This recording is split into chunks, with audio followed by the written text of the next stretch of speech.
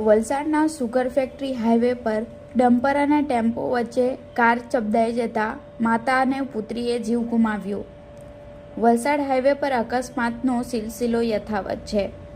આજે વહેલી સવારે વલસાડ હાઈવે પર એક ભયંકર અકસ્માત સર્જાયો હતો, જેમાં ડમ્પર અને આઈસર ટેમ્પોની વચ્ચે સ્વિફ્ટ ડિઝાયર કાર ચગદાઈ ગઈ હતી, જેમાં કારમાં સવાર પરિવારના 5 સભ્યોમાંથી એક 14 મહિનાની નાની બાળકી અને તેની માતાનું કમકમાટી ભર્યું મોત થયું હતું.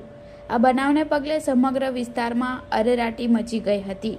ત્યારે આ બનાવમાં ઘટના સ્થળે પહોંચેલી હાઈવે પોલીસ પાસેથી મળતી માહિતી અનુસાર Meera apartment, Meera road west, Mumbai ખાતે રહેતા પ્રવીણભાઈ મિસ્ત્રી તથા તેમના પરિવારમાં પત્ની 24 વર્ષીય નેહાબેન મિસ્ત્રી અને 14 મહિનાની બાળકી પિયુષા, પ્રવીણના પિતા ગોપાળભાઈ મિસ્ત્રી, હમીરાભાઈ મિસ્ત્રીથી સ્વિફ્ટ ડિઝાયર કાર નંબર MH04GJ3322માં પોતાના ગામ રાજસ્થાન જેસલમેર ખાતે એક પ્રસંગમાં જવા માટે નીકળ્યા હતા.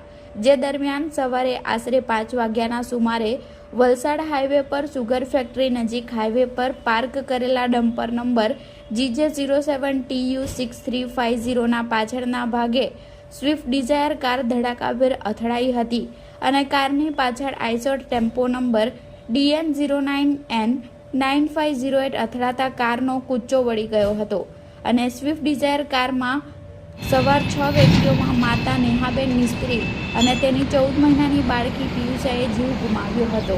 અન્ય લોકોને વધુ સારવાર માટે નજીકની હોસ્પિટલમાં ખસેડવામાં આવ્યા છે. હાલ તો આ ગંભીર અકસ્માતમાં ડમ્પર ચાલકની બેદરકારી સામે આવી, જેના કારણે વલસાડ રૂરલ પોલીસે ગુનો નોંધી આગળની કાર્યવાહી હાથ ધરી છે.